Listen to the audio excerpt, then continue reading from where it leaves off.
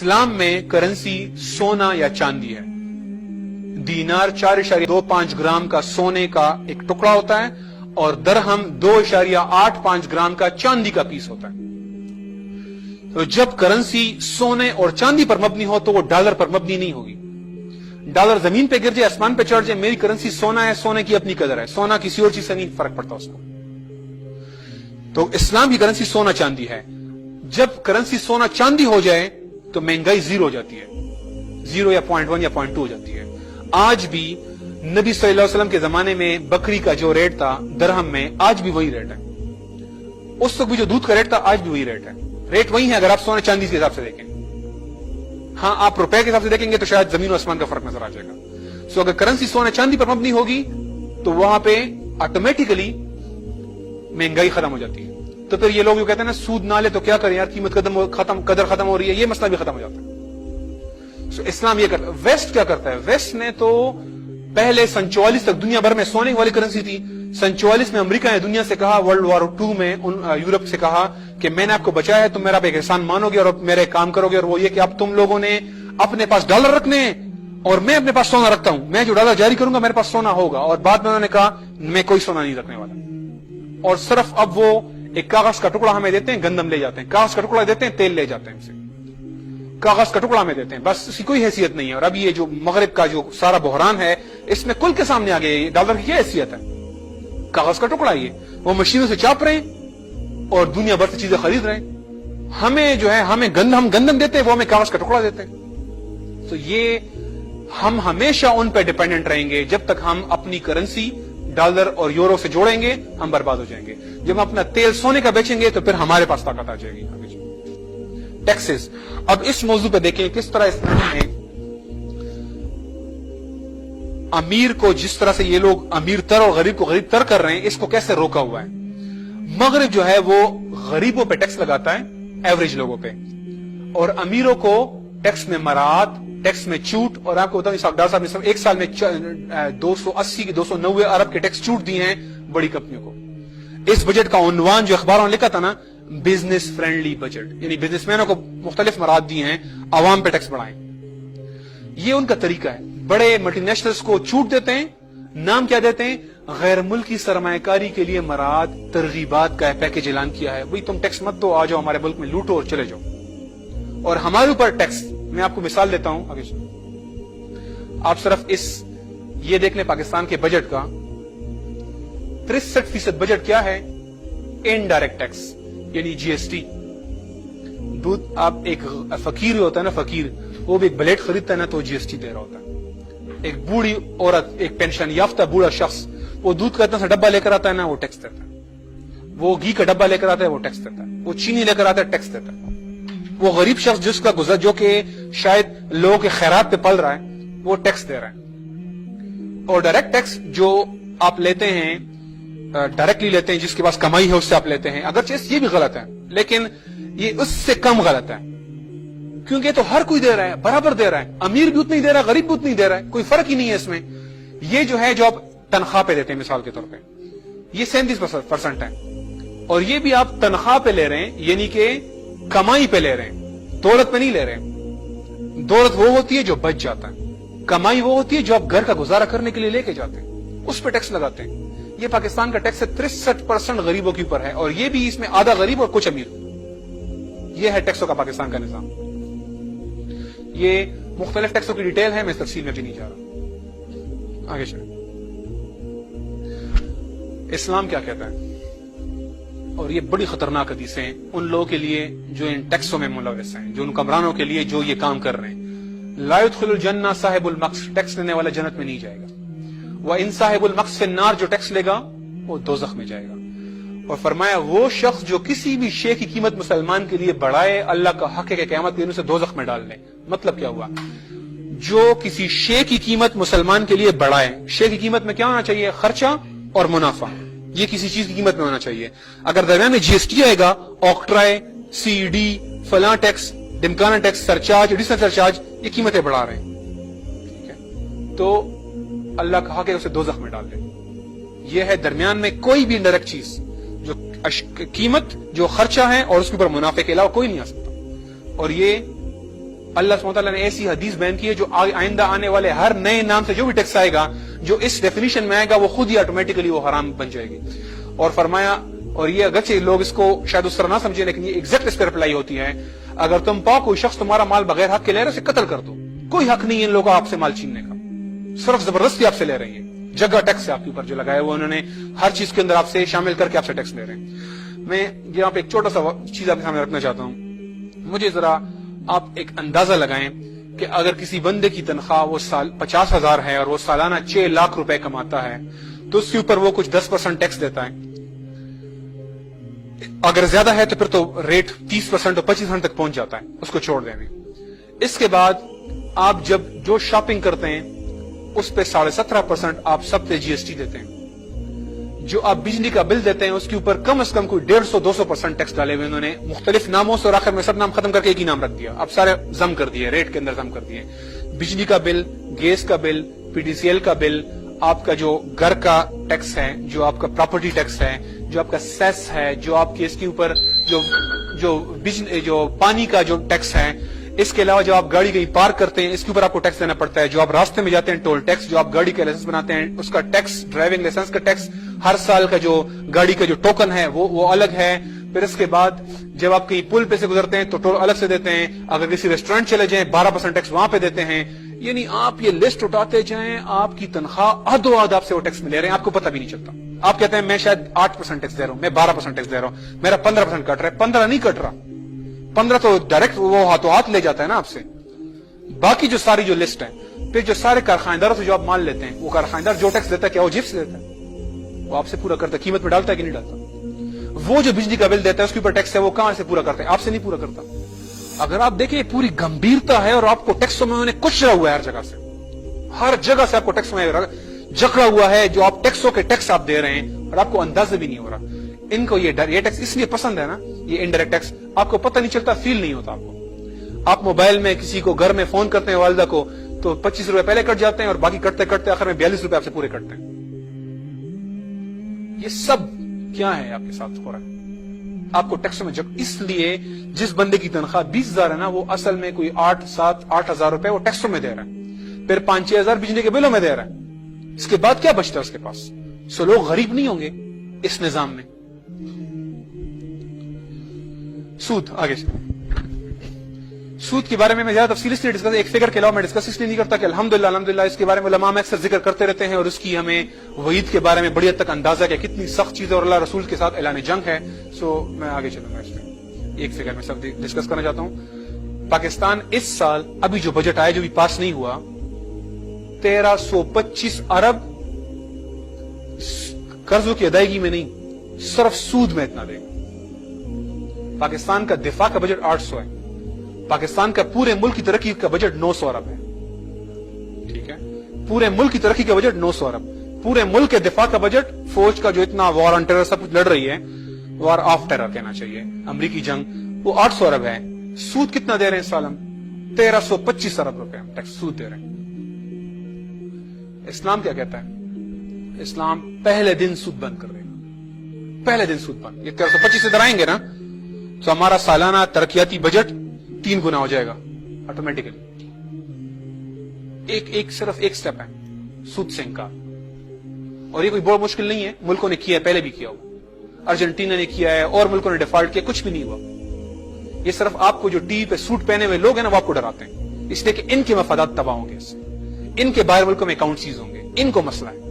آپ کو کوئی جب وہ کہتے ہیں نا جمہوریت کو خطرہ ہے, اس کا مطلب ان کو خطرہ ہے.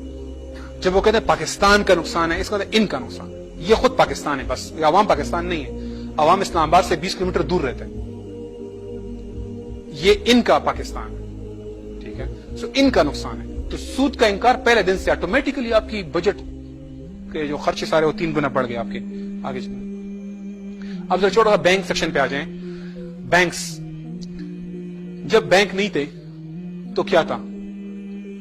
ایک سکلڈ لیبر ہے, اس کو 50,000 روپے چاہیے کہیں سے اپنا کاروبار شروع کرنے کے لیے. 2 مشینیں لینی ہے, ڈرل مشین لینی, 2 چیزیں اور لینی ہے. یہ کسی چچا ماموں تا یا کسی رشتہ سے کہتا تھا یار پیسہ پیسہ مانگتا تھا, یہ سے دیتا. کوئی بندہ تجارت شروع کرنا چاہ رہا ہے, کوئی بزنس مین ہے, کوئی جس نے کوئی نئی چیز ایجاد کر لی, اس کو پیسے چاہیے. یہ لوگ انویسٹر سے ڈائریکٹلی رابطہ کرتے تھے, مسئلہ یہ آتا تھا کہ بعض اوقات آپ کے چچا ماموں ہوتا ہے کہ بس اتنے پیسے نہیں ہے کہ اگر آپ بڑا کاروبار شروع کرنا چاہیں، چلیں آپ نوٹ کرتے چلیں آپ. سو پھر بینک آئے، بینک نے کہا کہ یار آپ لوگوں نے مسئلہ آپ کو میں ہوں نا، ٹھیک ہے، وہ درمیان میں آ گیا. اس نے کہا جناب آپ سب لوگ نہیں، آپ کے پاس جن کے پاس پیسہ زیادہ پڑا ہوا ہے اکاؤنٹس میں ڈپازٹ ہمارے پاس کر لیں، ہمارے پاس اکاؤنٹ میں پیسے رکھ لیں، آپ کا پیسہ محفوظ، جہاں ٹرانسفر کرنا ہے ٹرانسفر کرو، اے ٹی ایم سے نکالنا اے ٹی ایم سے نکالو، ہم ہیں، ٹھیک ہے، اور آپ کے اوپر اس کے اوپر آپ کو سود بھی دیں گے. آپ لوگوں نے، ایک طبقے نے پیسہ رکھا. اب جس کو کاروبار کے لیے پیسہ چاہیے وہ اس کے پاس آتا تھا، یہ 20% سود ان سے لیتا تھا اور 12% ان کو دے کے 8% جیب میں ڈال لیتا تھا. ان سے 20 واپس ان کو 12، 8 جیب میں، تو بینکوں کا منافع. اور ابھی بھی پھر بھی اس کے باوجود، جیسے میرے جیسے چند لوگ جو ہیں ابھی بھی عام لوگوں سے قرض لیتے ہیں، بینکوں سے نہیں لیتے. آپ کے میرے جیسے لوگ ابھی بھی ایسے ہیں جو کہ ابھی بھی کچھ رشتہ داروں سے، آگے جان پہچان کے لوگوں سے، دوستوں سے قرض لینے کی ضرورت پڑتی ہے تو انہیں سے لیتے ہیں، بینک سے نہیں لیتے ہیں. آگے مسلمان ملکوں میں ایک مسئلہ تھا. مسلمان ملکوں میں نا یہ جو بینک میں نا اکاؤنٹ کھولنے والے 80 میں سے 20 ہوتے تھے. پاکستان میں آج بھی 80% لوگوں کا اکاؤنٹ نہیں ہے.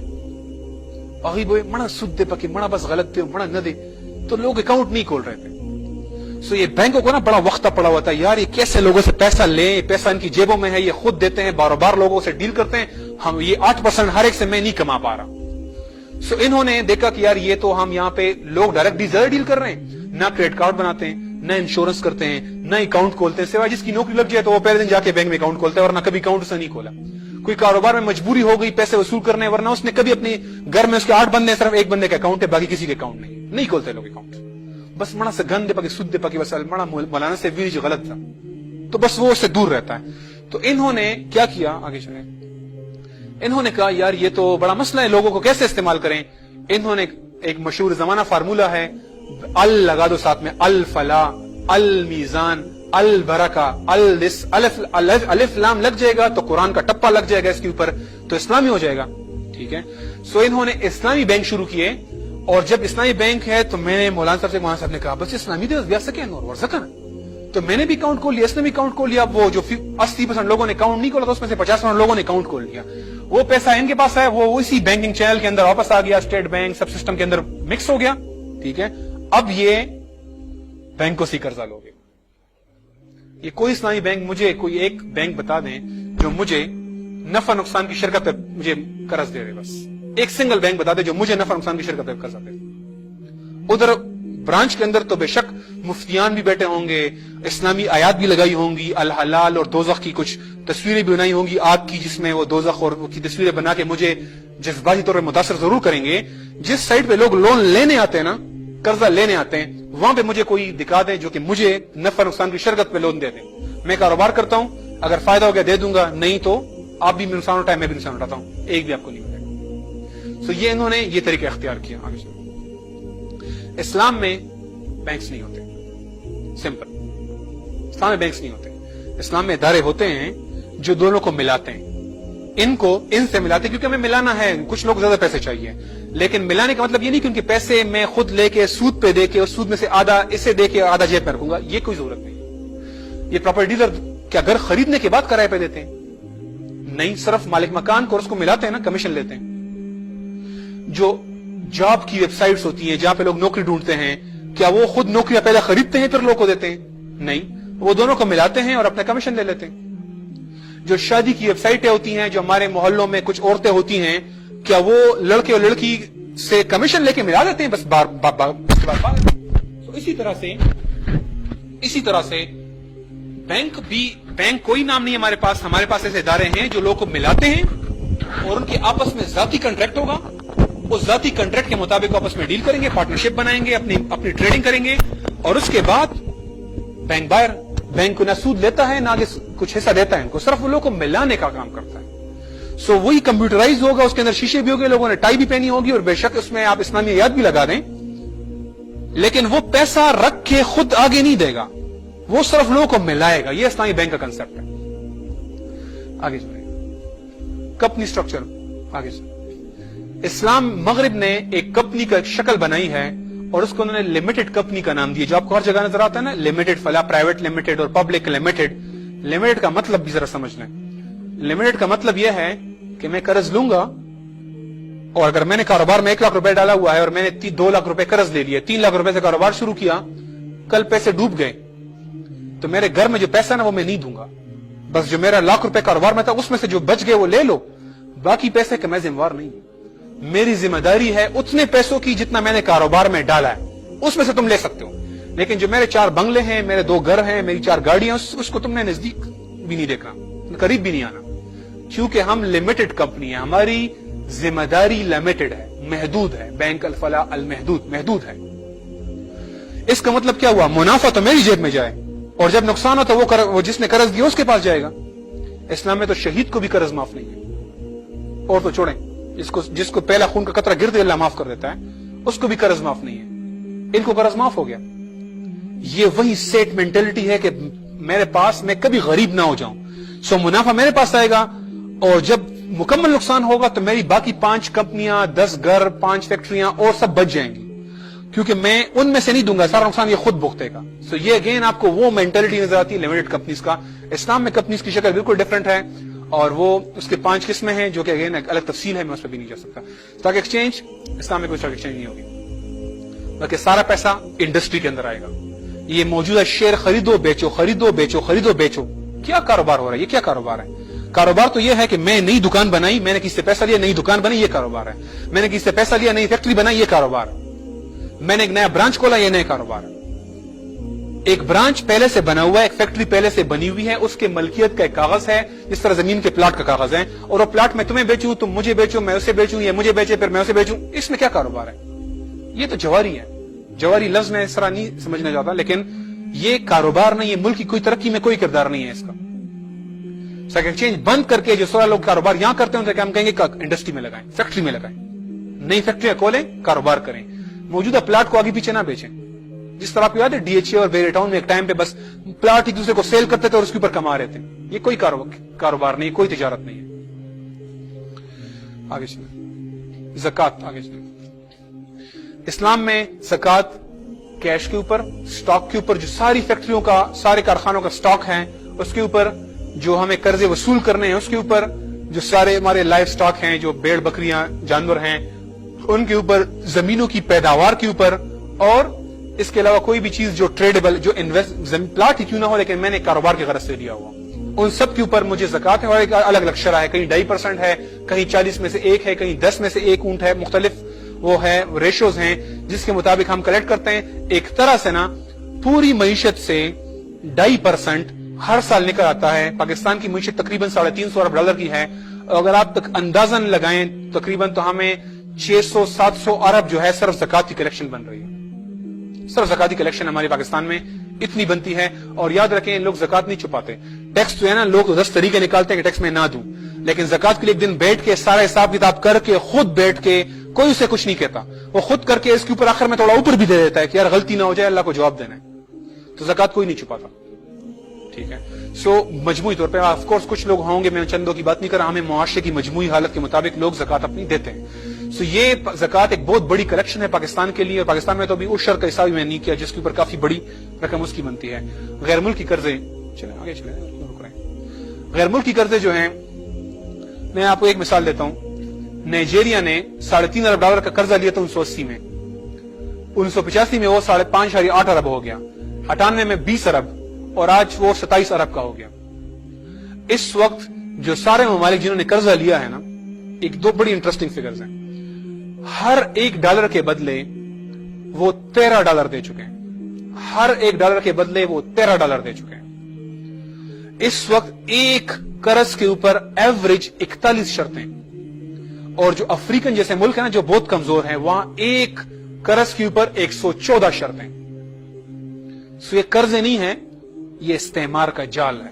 اور ہمیں اچھی طرح پتا ہے پاکستان میں کس کو نہیں پتا کن کے کہنے پہ بجلی تیل کی قیمتیں بڑھ جاتی ہیں, پرائیویٹائزیشن کس سے کہنے پہ ہوتی ہے, سب کچھ کون کرتا ہے, اور کون فائنانس منسٹری میں بیٹھ کے بجٹ اس دفعہ IMF نے تیار کروایا ہے, اور یہ صرف اسپوکس مین ہیں جو بجٹ بولتے ہیں. بجٹ کہیں اور سے بن کے آتا ہے, ان سے منظوری سے ان کے سارے ڈائنامکس وہ تیار کرتے ہیں. سو غیر ملکی قرضے شرعن حرام ہیں, شرعن حرام ہے. یہ حدیث ہے, آیت ہے جو کہ بے شمار جگہوں پہ اپلائی ہوتی ہے, اور اس میں سے ایک غیر ملکی قرضے بھی ہیں جس کے ذریعے یہ ہماری دولت ہم سے لے کے جا رہے ہیں. جس طرح میں آپ کو ذکر کیا 1300 अरब रुपए पाकिस्तान इस वक्त सूद में दे रहे हैं। इस वक्त गैर मुल्की ताजिर जो हैं, हमारे मुल्क में कोई मल्टीनेशनल कंपनी नहीं आ सकती, इसलिए कि हम मल्टीनेशनल को पहचानते ही नहीं है। मल्टीनेशनल कंपनी हम नहीं पहचानते। गैर मुल्की ताजिर हैं, वो आ सकता है, अपने बर्गर बेचना चाहे मैकडोनल्ड के नाम से या किसी और कोई चीज बेचना चाहे बेच सकता है, लेकिन जो असल चीज जो हम देखते हैं वो है ये किस मुल्क का ताजिर है। जो असल डिस्कशन है वो ये नहीं क्या बेच रहा है, असल चीज है किस मुल्क का ताजिर है। वो अमेरिका इसराइल का ताजिर है, नहीं आ सकता। वो मुल्क जो हालत जंग में है, हमसे इस वक्त एक्टिवली वॉर में है, उनके साथ कोई मुआहदा नहीं है, कोई नहीं आ सकता उनका बंदा। बाकी जो दुनिया में तकरीबन 180 और मुल्क हैं जो हैं, तो 150 कर लें, 160 कर लें, जो है तो नॉन मुस्लिम, और एक दिन जंग होनी है क्योंकि एक दिन क़यामत तक, एक दिन तो हमें दुनिया पे हमें पहुंचाना है इस्लाम, लेकिन वो असल में अभी हमारे साथ जंग में नहीं है, तो उनके साथ मुआहदे के मुताबिक वो हमारे मुल्क में आ सकते हैं, हम उनके मुल्क में जा सकते हैं। वो जो हम पे टैक्स लगाते हैं हम उन पे वो टैक्स लगाएंगे। इसको बिमिसली ही उसी तरह का टैक्स लगाने का रूल कहते हैं, उसके मुताबिक हम लगाते हैं। और जो इसके अलावा ये जो वो मुल्क हैं जो कि हमसे वॉर में हैं, उनका कोई बंदा हमारे मुल्क में एंटर नहीं हो सकता। तो हमारे रूल्स बिल्कुल इस्लाम ने वाज़े किए हैं, और मुझे यकीन है कि ये उसूल आप लोगों से नहीं सुनते होंगे। आप सूद के बारे में बड़ा सुनते होंगे, लेकिन गैर मुल्की ताजिर के उसूल क्या हैं कभी आपने डिस्कशन नहीं की होगी। अगर ये सब चीजें जो भी मैं पीछे डिस्कस करता आ रहा हूं, ये सब चीजें दौलत को तकसीम नहीं कर पाती। इसके बावजूद कुछ लोग होंगे जिनके पास दौलत बहुत सारी होगी, अभी भी होगी। मिसाल के तौर पर मैं जूतों का कारखाना बना सकता हूं, मैं कपड़े कारखाना बना सकता हूं, और मैं बड़ा अमीर भी बन सकता हूं। मैं अपना घर हो सकता है, मैं गाड़ियों का कारखाना है, मैं कुछ और चीजें मैं बना सकता हूं। सो मैं तो तेल गैस के कुएं और पीटीसीएल और स्टील मिल जैसी चीजें तो मैंने बाहर कर दी, लेकिन इसका मतलब ये तो नहीं कि हम ट्यूबलाइट का कारखाना नहीं बना सकते, हम जो है मैट्रेस का कारखाना नहीं बना सकते। सो हमारे पास फिर भी लोग होंगे जो कि कुछ बहुत अमीर होंगे, कुछ कम अमीर होंगे, लेकिन तमाम की तमाम आबादी के पास बेसिक नीड्स की गारंटी होगी। वो इस लिहाज से कोई भी गरीब नहीं होगा, गरीब कोई भी नहीं होगा, उनकी चीजें पूरी होंगी। लेकिन एक उसूल अल्लाह सुब्हानहू तआला का ऐसा है जो हमें अहादीस में बयान किया गया है, और कुरान पाक के अंदर भी इसका बयान है, जो कि ये जो बाकी मानदा जो कुछ लोग बहुत अमीर रह जाते हैं और उतनी दौलत होती है कि वो खर्च भी नहीं कर सकते, उसको रोकने का उसूल है। इस्लाम ने दौलत का खजाना बनाना, किंजुल माल, माल का खजाना बनाना हराम कर दिया हुआ है। आप याद है असहाबुस सुफ़ा के बारे में, ये वो सहाबी थे जो कि मस्जिद में ही, मदरसे में ही पढ़े रहते थे, और वहीं पे बड़े गुर्बत और तंगदस्ती में, और उधर ही वो इस्लाम की चीजें सीखते थे, और इन लोगों को तमाम साहबों के ख्याल रखते थे, क्योंकि ये हर वक्त इल्म में मगन होते थे और इल्म हासिल करते थे। इनमें से एक असहाब सुफ़ा थे, उनके जब इंतकाल हुआ तो उनकी जेब में 2 अशरफियां निकल आई, तो नबी सल्लल्लाहु अलैहि वसल्लम ने कहा ये इसके लिए आग है, 2 अशरफियां। तो वजह क्या थी? जब पूछा गया तो आपने बयान किया कि इसलिए कि इसने माल जमा किया। अब इससे बड़ा खतरनाक एक एंगल निकलता है इससे, और वो ये है कि बिला जरूरत, ये लफ्ज जरा फोकस कर लें, बिला जरूरत एक सिंगल दीनार भी जमा आप नहीं कर सकते। या आपने अपने ऊपर खर्च करें, 10 शर्टें खरीदें, अच्छा घर लें, अच्छी गाड़ी लें, कोई मना नहीं है। आप अपने ऊपर खर्च करें, कारोबार में लगाएं, रिश्तेदारों को दें, या अपने स्पेंड कर, आप किसी को देना, स्टेट ऑफ वापस ले लेगी। पैसा बंद नहीं हो सकता, माल बंद नहीं हो सकता। जरूरतन हो सकता है, बेटी की शादी है, मुझे कोई जगह घर में कंस्ट्रक्शन करनी है, पैसा मैंने जमा किया 2 लाख, 4 लाख, 50 लाख, 60 लाख, जरूरतन जमा हो सकता है, खा वो 1 रुपए हो या 10 लाख हो या 10 करोड़ हो, लेकिन बिला जरूरत 1 रुपए भी जमा नहीं हो सकता। नीयत का ताल्लुक है इसमें, नीयत का ताल्लुक है। सो जरूरत के बगैर 2 अशरफियों पर अजाब की आपने बताया। कुरान पाक की बड़ी वाज़ेह आयत है, जो माल को जमा करते हैं, गिनते हैं और खर्च नहीं करते, बड़ा खुल के आयत है इसके ऊपर। सो अब अगर एक शख्स, आपको लाजमन या कारोबार में लगाना पड़ेगा, आप नई फैक्ट्री लगाएं, कारोबार में लगाएं, आप और कमाएं और लगाएं, और कमाएं और लगाएं। नहीं देना चाहते ज़कात के अलावा कोई चीज मत दें, अगरचे बड़ा अजर काम है, लेकिन नहीं देना चाहते, फर्ज नहीं है, ना दें। लेकिन पैसा बंद नहीं होगा कहीं पे, पैसा कारोबार में लगेगा। आप अपने लिए लेटेस्ट फरारी गाड़ी खरीद लें, कम से कम फरारी गाड़ी की फैक्ट्री तो चलेगी, किसी शोरूम की सेल तो होगी, पैसा रुकेगा किसी सूरत में भी नहीं। पिछला वाला पॉइंट, पिछला जूता। और दूसरी चीज, प्राइस फिक्सिंग, ये जायज नहीं है, یہ جو قیمتیں مقرر کرتے ہیں یہ کاروبار کو برباد کر دیتا ہے. قیمت اپ ڈاؤن ہو سکتی ہے based on supply and demand. Supply demand پہ قیمت اپ ڈاؤن ہوگی, آپ زبردستی نہیں روک سکتے. حکومت کو سپلائی کلی رکھنی چاہیے تاکہ قیمتیں خود ہی نیچے ہوں. یہ نہیں ہو سکتا کہ دکاندار 100 کا خریدے اور آپ کہیں 80 کا بیچو, یہ نرخنامہ لگ گیا. سو حکومت کو ریٹ کم کرنا ہے, سپلائی بڑھائے, امپورٹ کھول لیں. جن لوگوں نے ملی بھگت کی ہے دکانداروں کو ان کا توڑے, گودام میں ذخیرہ اندوزی کی ہے ان کو پکڑے, لیکن ریٹ کھلا ہوگا. آگے اب آخری سے ہم آ رہے ہیں, آگے چلیں. عوام کی بیسک نیڈ ویسٹ گارنٹی نہیں کرتا. اگر آپ کو شاید یہ ابھی چند دنوں کی بات ہے, مغرب نے اب سڑکوں پہ جو فٹ پاتھ ہے نا اس کے اوپر اس طرح ہکس بنانے شروع کر دیے ہیں کہ یہاں پہ وہ لوگ رات کو سوتے ہیں جن کے گھر نہیں ہیں اور یہ سڑک کو گندا کر دیتے ہیں. اس لیے انہوں نے فٹ پاتھوں کے اوپر ہکس لگانے شروع کر دیے تاکہ لوگ یہاں پہ سو نہ سکیں. بیسک نیڈ گارنٹی نہیں ہے ویسٹ میں, ان کا جو نظام ہے اس میں نہیں ہے. انہوں نے بعد میں ایڈ کیا تھا کچھ ٹائم کے لیے 60 سالوں کے 1940 سے لے کر سن 2000 تک, لیکن پھر واپس ختم کر رہے ہیں کیونکہ اس وقت روس کا خطرہ تھا ان کو. اس نے انہوں نے اپنے لوگوں کو بیسک نیڈ گارنٹی کرنے کا وعدہ ویلفیئر اسٹیٹ کا نام لیا تھا اور حضرت عمر کا نام لیا تھا انہوں نے, لیکن ان کے نظام میں نہیں ہے. ان کا نظام ڈاکٹر اسمتھ نے بنایا, وہ کہتا ہے کہ کوئی ضرورت نہیں ہے. جو غریب ہے وہ سست ہے, اصل یہ اس کی غلطی ہے, اور جو امیر ہے وہ سمارٹ ہے, وہ جینیس ہے, وہ ہوشیار ہے, اس کا حق ہے.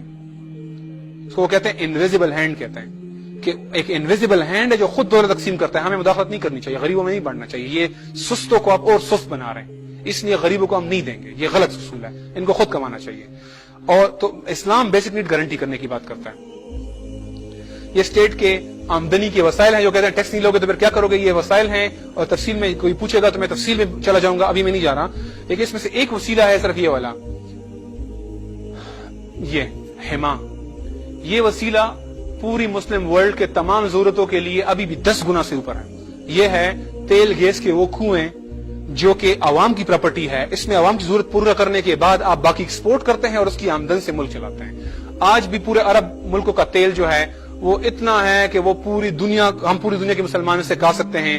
وہ ویسے بھی بہت کم ٹیکسز لگائے ہوئے ہیں. ابھی بھی اس میں سے 80% یہ لوگ کھا چکے ہیں اور 20% لوگوں پہ خرچ کرتے ہیں. پھر بھی ہم نے ریت کے اندر جو ہے نا محل کڑے کر دیے ہوئے ہیں. اتنی دولت ہمارے پاس مسلمہ کے پاس موجود ہے. جو تیل گیس کوئلہ اور کے ذخائر ہیں یہ عوام کا ہیں. اس میں سے جو عوام کو دینے کے بعد جو بچتا ہے ہر وقت آپ کے پاس ہوگا, وہ آپ سیل کرتے ہیں باہر ملکوں کو, اور اس کی آمدن, دس آمدن is more than enough to meet all our needs. ہماری ساری ضروریات کے لیے آلریڈی انف ہے. آگے چلیں, ختم کریں, بس یہ ختم ہو گیا. اوکے, اس کے علاوہ کاپی رائٹس اور پیٹنٹ لاز شرعن کوئی گنجائش نہیں ہے. اس کے بارے میں واضح حدیث ہے. ایک عائشہ رضی اللہ عنہا سے روایت, ایک حدیث موجود ہے اس کے اوپر. اس لیے جب کوئی شخص, یہ بل گیٹ کو حق نہیں ہے کہ وہ ہمیں ایک ونڈو 18,000 روپے کی سیل کرے اور دنیا کا امیر ترین آدمی بن جائے. نہ کسی اور کو یہ حق ہے. پیٹنٹ کاپی لاز کوئی نہیں ہے اسلام میں. ٹریڈ مارک ہے, کسی اور کا نام آپ نہیں چوری کر سکتے. آپ اپنے پانی کا نام نیسلے نہیں رکھ سکتے, لیکن نیسلے یا کوئی دوائی ہوئی کمپنی یہ نہیں کہہ سکتی کہ جناب اس طرح کی دوائی آپ نہیں بنا سکتے, یہ فارمولا آپ نہیں بنا سکتے, اس طرح کا سافٹ ویئر نہیں بنا سکتے, اس کی کاپی نہیں کر سکتے, کتاب کو فوٹوسٹیٹ نہیں کر سکتے. یہ نہیں اسلام میں جائز. تفصیل کوئی پوچھے گا تو میں اس کے دلائل پہ انشاءاللہ بعد میں جاؤں گا. یہ بجٹ کے 8 مختلف مصارف ہیں جہاں پہ اسلام بجٹ استعمال کرتا ہے. اوکے, مغرب میں تمام فیصلے کون کرتا ہے؟ مغرب میں فیصلہ سازی مختلف طرح کے فیصلے ہیں. ٹیکنیکل فیصلے ہیں, عوامی امور ہیں, اور کچھ نظاموں کے فیصلے ہیں. تمام کے تمام, میں مغرب لفظ استعمال میں نے غلط کیا, آمیریت کے اندر. آمیریت کے اندر نظام کا فیصلہ کہ نظام کیسے ہوگا, عوام کے مسائل کے بارے میں فیصلہ, اور ٹیکنیکل امور کے بارے میں فیصلہ, تمام کا تمام ایک حکمران شخص کرتا ہے.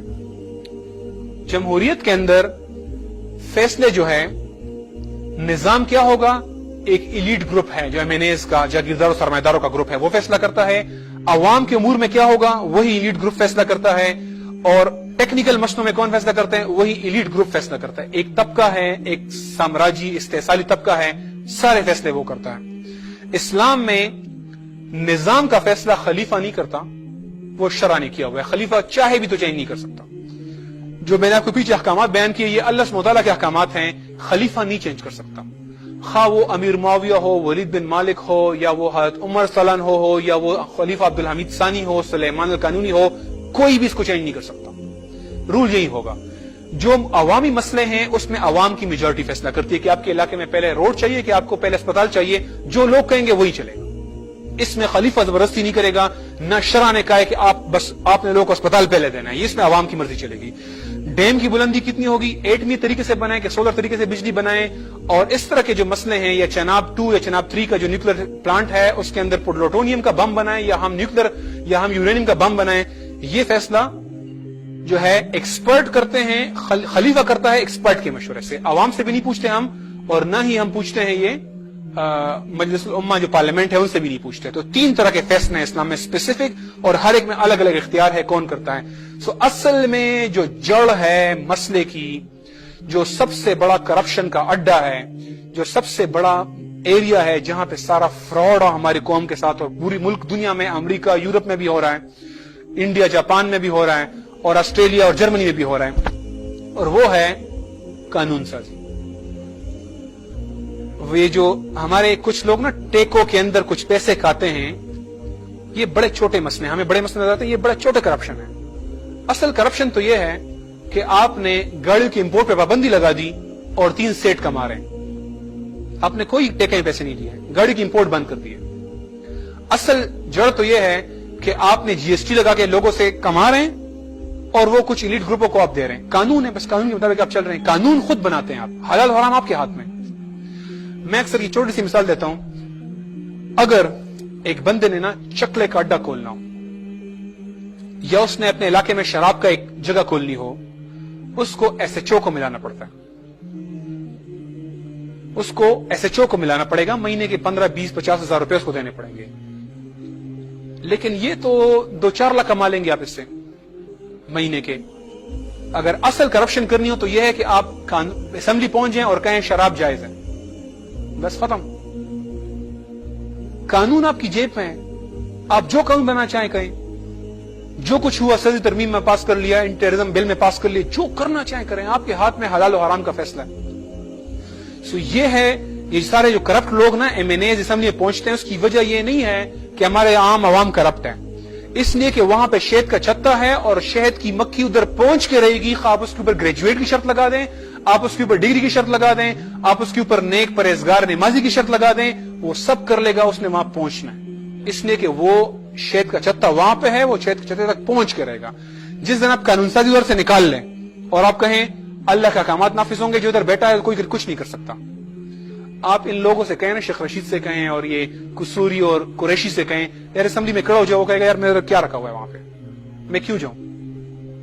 یاد ہے آپ کو جب یہ ناظموں کے پاس پیسے شفٹ ہو گئے تھے تو بہت سے مینیج نے ریزائن کر کے ناظم بن گئے تھے. جب آپ وہاں پہ اختیار ہٹا دیں گے نا، وہ اختیار، تو خود ہی پاکیزہ اور مطہر لوگ آنے شروع ہو جائیں گے. اور جب تک وہ جڑ ہے کرپشن کی، تو آپ جو شرطیں لگانا چاہیں نا لگا دیں، فتوے لگانا چاہیں لگا دیں، ان لوگوں نے پہنچنا ہے. پورے معاشرے میں 1% کرپٹ ہو وہی ادھر پہنچیں گے. اور آپ اسلام کا نظام لائیں، 99% کرپٹ لوگ ہونا معاشرے میں، 1% صحیح ہو اور 1% ہی وہاں پہنچیں گے، کیونکہ وہاں پہ وہ اختیار ہی نہیں ہے جہاں سے کرپشن ہو سکتی ہے. یہ آخر میں بس آخری سلائیڈ ہے، آخری سیکنڈ لاسٹ سلائیڈ ہے، جس میں پورا سٹرکچر ہے خلافہ کا، کہ خلافہ کا جو رولنگ سٹرکچر ہے وہ کیسا ہے آگے. اور یہ آخری سلائیڈ ہے، اور اس سلائیڈ کا ایک پرسپیکٹو ہے، وہ یہ ہے کہ ہم اپنی محنت سے نظام بنا کے نا یہ نہیں سمجھتے کہ اس سے اللہ ہمیں کامیابی دلا دے گا. ہمیں امید اللہ سے ہی ہے، ہمیں بھروسہ اللہ کے وعدے پہ ہی ہے، اور اللہ سبحانہ وتعالیٰ کا وعدہ ہے جو ہمیں بیان کیا گیا ہے کہ اگر وہ نافذ کرتے تورات اور انجیل کو، اور جو کچھ اللہ کی طرف سے ان پر نازل کیا گیا تھا، تو ان کے اوپر سے برستا اور ان کے نیچے سے ابلتا. یہ ہے اللہ کا پرومس، جو بالکل سٹارٹ میں حدیث آیت بیان کی گئی کہ جو کوئی اللہ کے ذکر یعنی قرآن سننا سے منہ موڑے گا، اس کی معیشت تنگ کر دی جائے گی. اور قرآن کی آیت ہے، بحر اور بر میں جو فساد برپا ہوا ہے یہ انسان کے اپنے اعمال کی کمائی ہے. یعنی جو نظام، جو غلط احکامات سے ہم یہ دنیا چلا رہے ہیں، یہ ریاستیں، ملک، معاملات، اخلاق، عبادات چلا رہے ہیں جس نظام سے، یہ اس کی کمائی ہے. یہ جو پوری دنیا ہاٹ گرم ہو رہی ہے، یہ اس انسان کے بنائے ہوئے نظام کی کمائی ہے. بحر اور بر میں جو فساد برپا ہوا ہے وہ انسان کے اپنے ہاتھوں کی کمائی ہے. اس کا مطلب میں صرف اپنے ذاتی اعمال نہیں لے رہا، یہ پوری دنیا جس نظام، قانون، قاعدے، اصول کے تحت چل رہی ہے، یہ کفر نظام ہے، تو یہ دنیا برباد ہو گئی ہے۔ اور اس حدیث سے میں ختم کروں گا، نبی صلی اللہ علیہ وسلم نے فرمایا تمہارے آخری دور میں خلیفہ ہوگا جو خرچ کرے گا اور اس کو گنے گا بھی نہیں۔ آخر دعوانا الحمدللہ۔